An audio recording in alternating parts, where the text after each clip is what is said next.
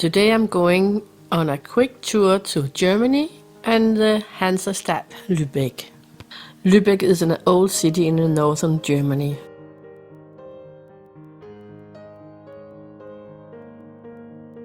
It's an old Hansestadt, and despite the damage it suffered during the World War II, the basic structure of this old city remains, and was one of the most important cities and came to have the monopoly on trade with the Baltic Sea and the North Sea, and flourished until the 16th century as North Europe's largest trading center. The nearest major cities are Hamburg, and it's about 65 kilometers to the southwest, and Kiel is about 80 kilometers to the northwest. First of all, how to get to Lubeck. Well, it's the gateway to the Baltic Sea, and we came by car. It took about 1 hour drive from Puttgarden and the ferry crossing from Denmark. You can also take the train, and if you're in Hamburg, it's a 45-minute train ride, and the train station is only a few minutes walk from the city center. There's a lot of parking by the river along Canalstraße.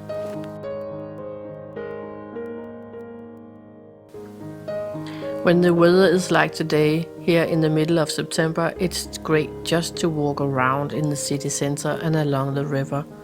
The houses from the medieval times is so beautiful, and some of the houses you see here, I don't know what they're made of, but they're very crooked. You find so many churches here in Lubeck. Everywhere and in every direction you look, you will see a church tower. I will take you to some churches, hidden gems, and I'm going to try some of the famous marzipan. I'm also going to the church St. Petri, or the Peter's Church, and have the best view of the city. Hi and welcome to Lubeck, the home of a lot of things and the sweetest of all, marzipan. Did you get that? Marzipan and sweetest. I'm here with some friends and we only have a couple of hours here, and we have a lot to see and do, so let me do the walking and tell you about Lubeck while you sit and enjoy the city. Are you ready? Okay, let's go. Here we are in Weberstraße. It's such a beautiful street, and it has retained its history appearance, and some of the buildings dates back to the 13th century.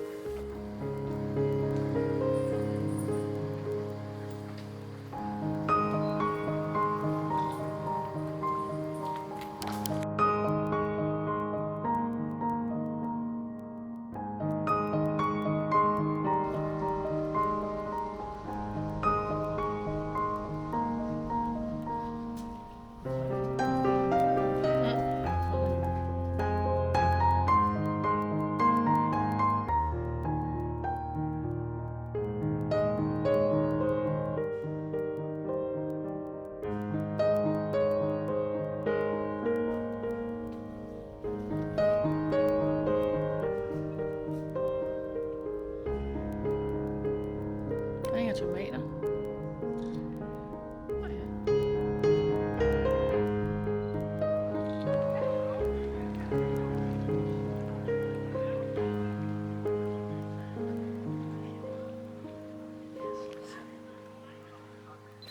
The first church we're going to visit today is the Lübecker Dome. And it's very hard to miss the twin towers of this church in Lubeck. And it's only a short walk from the city center. You will find this church in a very peaceful setting in a green area on the east side of the old town. It's very old. It was built in the 12th century by Henry the Lion. It's a very impressive church, and even though it took a very big hit in the World War II, it's still very beautiful. It's a very peaceful place, and you have the opportunity just to sit and relax and just think about life. The reconstruction of the church began after the World War II, although a greater priority was given to the Marienkirche. The reconstruction started in 1960 and was completed in 1982. It's free to enter and it's open from 10 a.m. to 4 p.m. Only a few steps from the Lubecker Dom, you'll find the next church. It's one of the new churches. Well, can you say new when it was built around 1890? This is the Petrikirche. I'm sorry for my bad German. It's worse than my English. And I was fascinated by the story of Lubeck's martyrs. There were 4 priests, 3 of them from this church, who spoke out against the policies of Hitler and the Nazi regime. But of course it didn't last. They were tried here in Lubeck and guillotined in Paris. Their story is inside this church. Very fascinating. There is also a room dedicated to the 4 Lubeck martyrs. Lubeck is a very charming old city, and you can spend several hours just wandering the streets and enjoy the architecture. The houses and buildings are in old German Gothic style.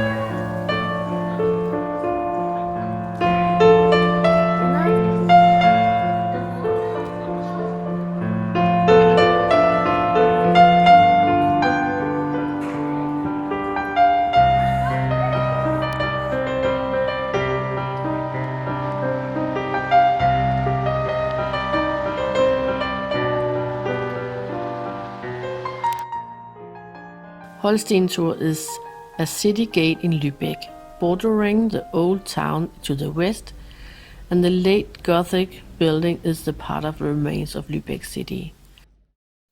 In the old days, Lubeck had 4 gates to the city. Now there's only 2 left, Holstentor and Bergtor. Back in the day, the city was talking about tearing down Holstentor too. The beautiful gate was built in 1478, and sometimes you wonder, why tear something like that down? Well, that's just my thoughts. Sorry about that. But the people didn't want to do that. So it had to come to a vote, and the people voted for it to stay, and won by only one vote.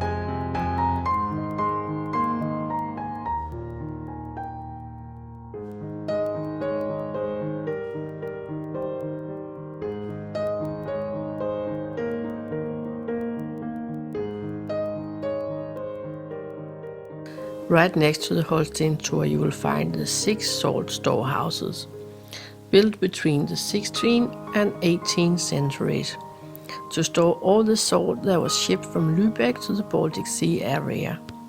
Back then salt was so important and rare, and this trade was one of the main reasons that Lubeck became so powerful.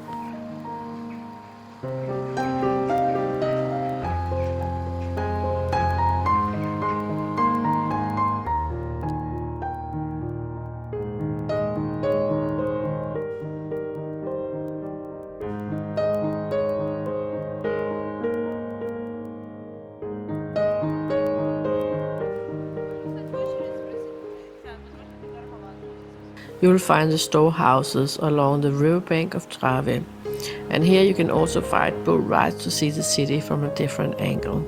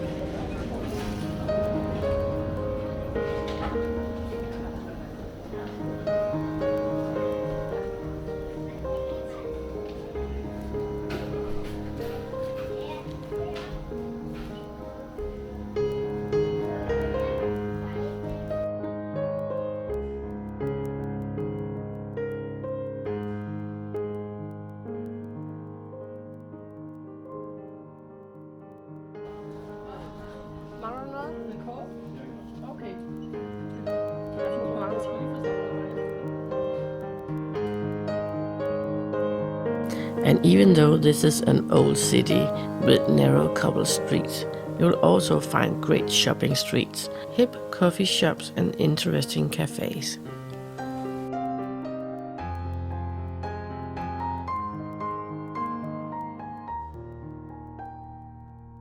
This is St.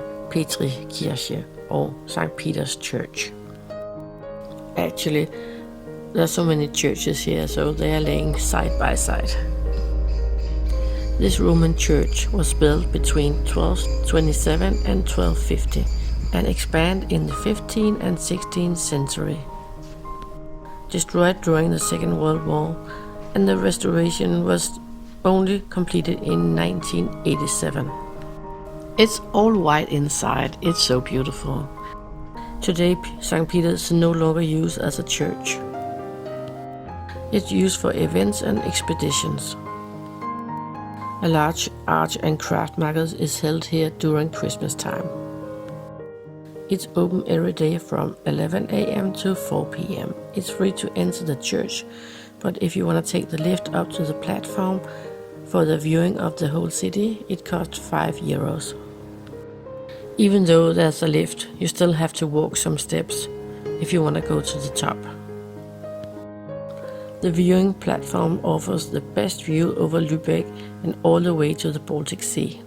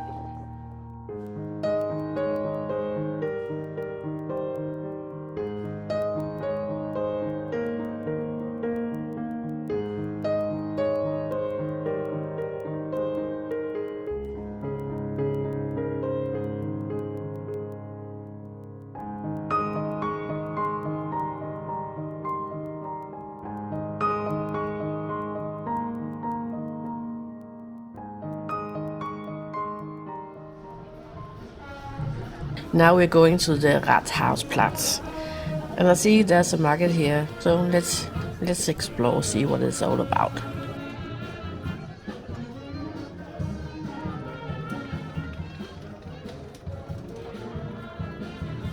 Oh, these sausages, I love them, and you have to try them if you come here, and they're famous.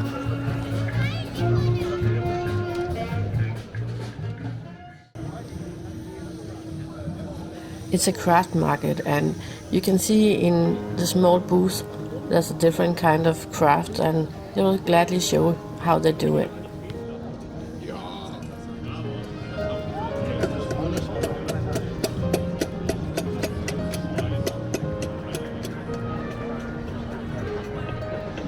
This is the back side of the Rathaus, also known as Town Hall. It's such a beautiful day today, and everybody's sitting out and having lunch and drinks and just enjoying life.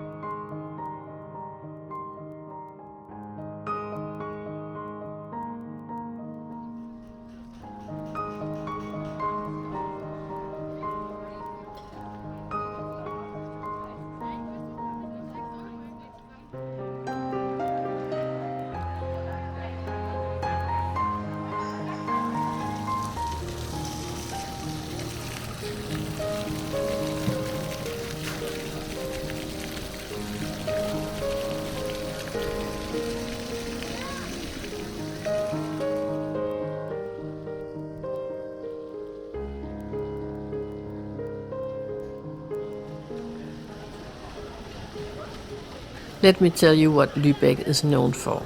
It's marzipan. It's made out of almonds, and there's a shop and a cafe called Niederegger or something like that. I have no idea how to pronounce this, but it's one of the best places to buy and get a taste of this marzipan.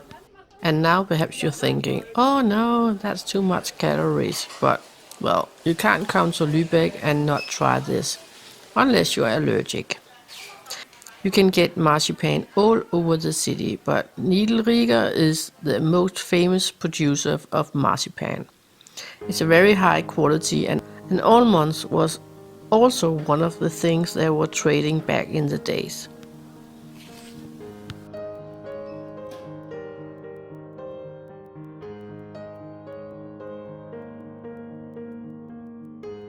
This is the downstairs where you can buy marzipan and cakes, stuff like that. But it gets even better. If you go into the rear, you will find a stairs and a lift and take you up to a café.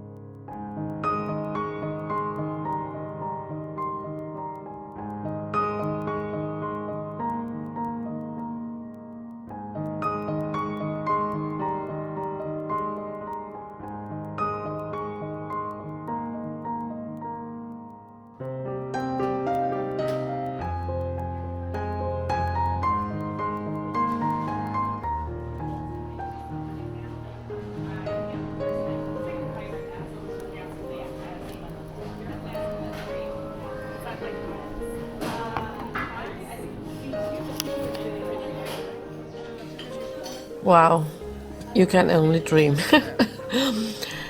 Yeah, the picture will tell you the cakes is heaven. You have to try this. And the hot chocolate with marzipan is to die for. Well, I will let you enjoy the pictures and hopefully you will come and try it one day.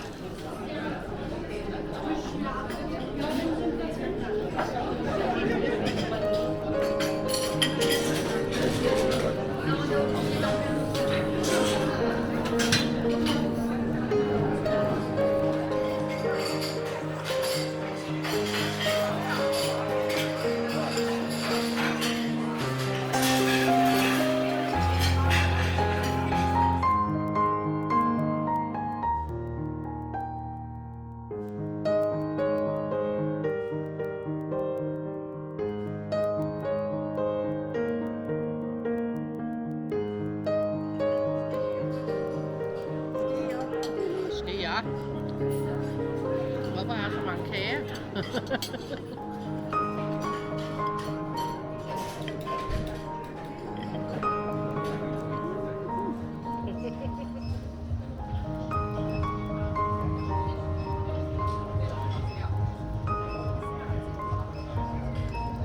Det må da være en polterarm, der går der. The Rathaus, or town hall.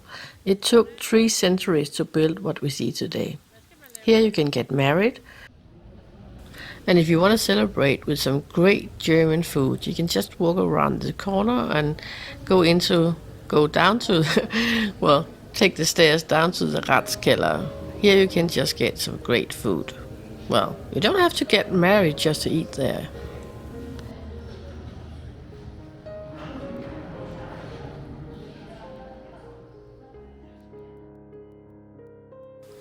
This is Marienkirche, or St. Mary's Church, the 3rd largest church in Germany actually. The church is open 365 days a year for you and all people looking for God. It costs €4 to enter. The church is the central church for the Protestants in Lubeck. It's the city church in the midst of a shopping area. The church is for urban people, for believers, and for the curious, as we say. The doors are open every day for worship and a concert, Bible groups, devotion, and silent prayers. The church opens at 10 a.m. and ends at 4 or 6 p.m. They offer a daily short act of worship, 10-minute service at 12 o'clock.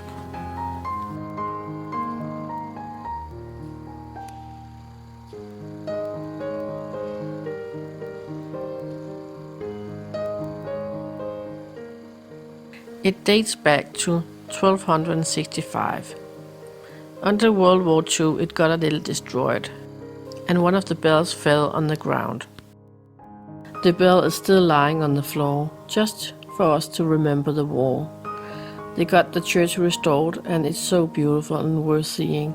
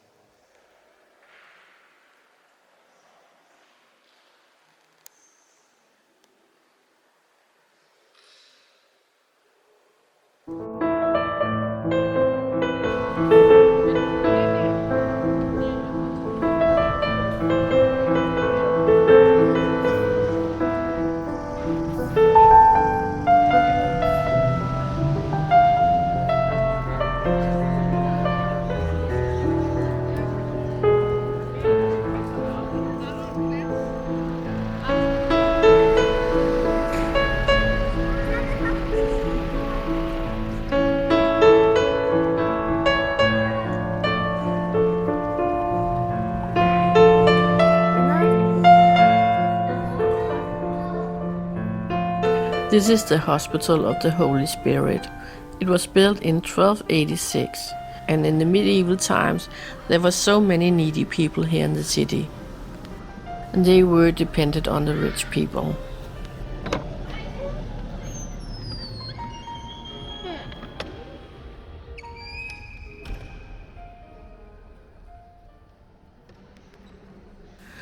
But the aid was not entirely selfless, as the donors hoped for a place in paradise because of their generosity. The best example of this type of medieval welfare is the Hospital of the Holy Spirit. Today it's an old people's home, and at Christmas time there will be a wonderful Christmas market here.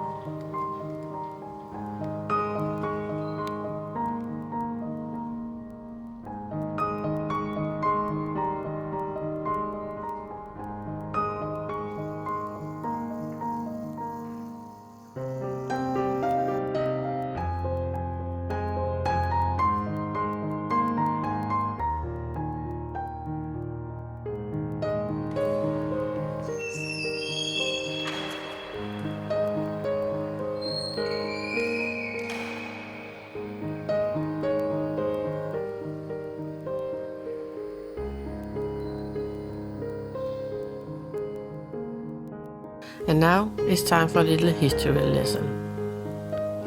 We also had a quick stop at Willy Brandt's house.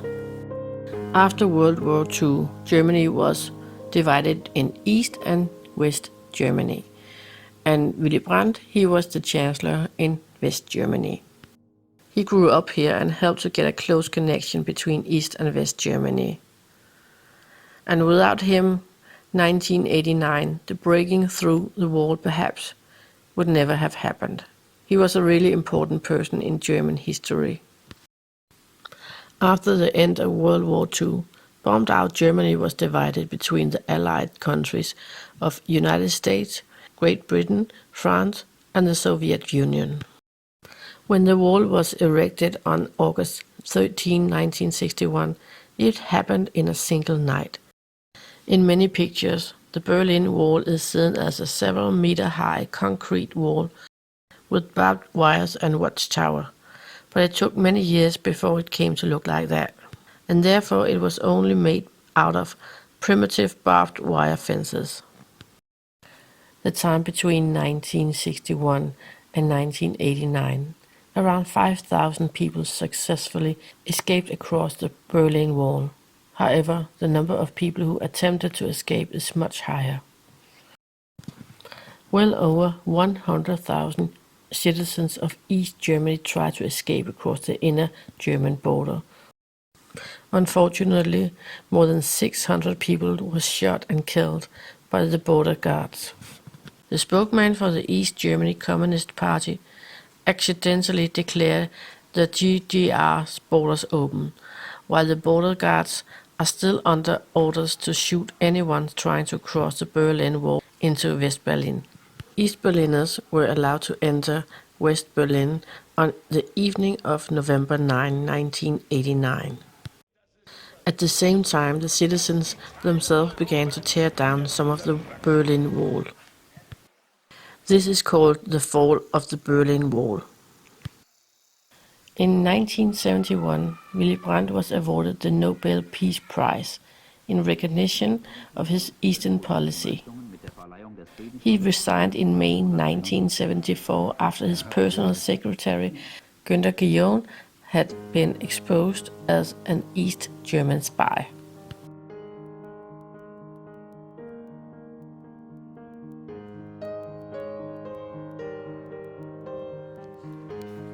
Here in Lubeck you'll find some beautiful backyards, and some of them are open for visitors, but be respectful and remember that people do live here. But I have a tip for you. If you see a gas lamp in the alleyway, you're allowed to enter, because then it's not someone's private backyard. The houses here in the backyards, they were actually for the poor people. Some of the houses are almost 400 years old.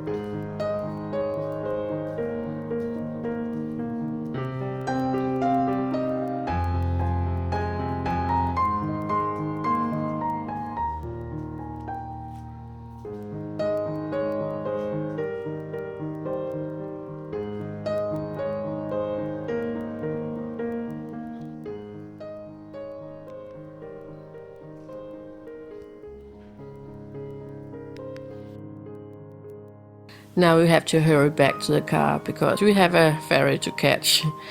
We spent 5 hours here in Lubeck and, well, it was not enough. Perhaps we should have an overnight stay. Well, not today. Today we have to go back to the ferry and go back home. If you come here to Lubeck, I will recommend that you take an overnight stay because a couple of hours here it's not enough. There's so much to see and do and eat and try. Please also be aware of the safety signs. You will find these at several locations on the ferry. Smoking is allowed in the outside smoking area. So come and stay for a night and enjoy yourself. This is all for me this time, and I will be back in the next video where I'm going to the crocodile zoo in Denmark. I will see you there. Bye! Subscribe to our YouTube channel and hit the bell so you don't miss a single one.